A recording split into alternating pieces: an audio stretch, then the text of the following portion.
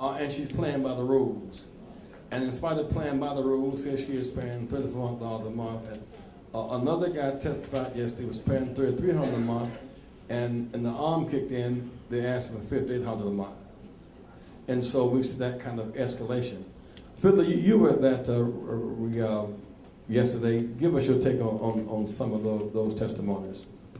Well, you know, so many people in this country can understand the pain of one individual, but not understand or comprehend the pain of millions of, of stories. So you need to hear them one at a time. And, you know, we certainly heard from about 7 or 8 folks. And I have to tell you, I don't hold this against me. I'm a lawyer. And I have had people walk into my office and tell me these stories. So nothing I heard yesterday, unfortunately, came as a surprise to me. But you hear just about everything. You hear about mortgage brokers who lie about your income on the application, tell you don't worry about it, just sign it. I had a young lady who came to my office. I know what she makes. She works with me. All right, she made maybe about $40,000 or $50,000 a year. She's trying to buy a home. She comes in because she was concerned because they gave her an application that said that her monthly income was $12,000 a month. She said, "Should I sign it?" I said, "Hell no." I mean, that there's something going on here. People who are getting appraisals for their homes that we all know are $300,000 and $400,000 more than the actual value of your home. That sounds great. They're going to give you free money, but you know what? There's no such thing as free money, and they're in there just bamboozling you, lying to you, and eventually you're going to feel the pain of that. Well, what about fair lending laws? Are people protected from this? Not hardly enough, and there's plenty of blame to go around in this crisis.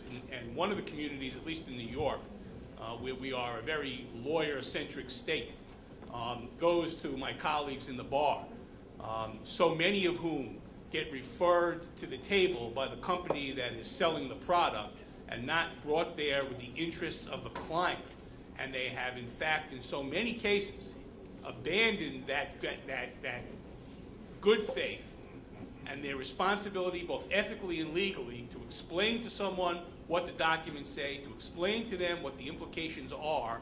And my colleagues in state government have been working towards finding ways to keep and make lawyers in this state accountable for their obligations to their clients. I think the other part of it, too, is the laws are as good as those who are empowered to enforce it. And the problem is, when you're talking about major, giant financial institutions, it's a David and Goliath situation. First, it's very difficult for private attorneys to take on institutions of that size. That's number one. So we really rely upon the Justice Department and the bank regulatory agencies and others to enforce these laws, including the fair lending laws. There's a requirement that the bank regulatory agencies make referrals when they see pattern and practices of discrimination. And how can you not see a pattern and practice if 55% of African Americans are getting subprime predatory loans when only 15, 17% are white? So how can you not make referrals? Well, they're required by law to do it. How many did the Federal Reserve make in 2006? 0. How many did the FDIC make?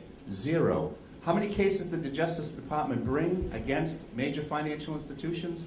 0. When Janet Reno was the Attorney General, she was brought 13, 14 cases, and it makes a difference. You know, when they see the United States Attorney General is going to sue them.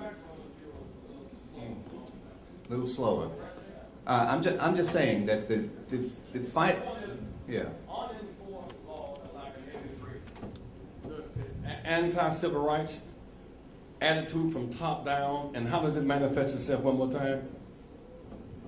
It manifests itself by the United States Department of Justice not suing the financial institutions who are engaging in pattern practices of lending discrimination, which has been rampant over the past 2 years. And we aren't seeing any cases. It's really a moral, institutional failure on their part. What I was trying to raise before you back then is that when you hear this kind of moral language, in as much as you've done unto the least of these, you've done unto me, that's kind of a moral position. But when they left the vulnerable unprotected, the water came in and then got the less vulnerable. So it started at the lowest level in a moral sense, because predatory exploitation is not a new thing, is it? I mean, my grandma went to get, for my brother and I, $11 to buy our Christmas stuff and to pay back $33. I we've been having the pawn shop as a bank for a long time, paying more for bank loan, no bank loan rather, paying more for pawn shops, paying more for currency exchanges, paying more for cars. This is it's now that the housing one, it seems to have gotten out of hand, affecting the whole economy. Dr. Cora Booker just came in the house, give me a big hand, the mayor of Newark, New Jersey. Cora, what we're discussing before Danny is the impact of the subprime housing foreclosure and home repossession on cities, their tax base and the options of people. That's kind of what the general discussion is. You about to make a point, Danny?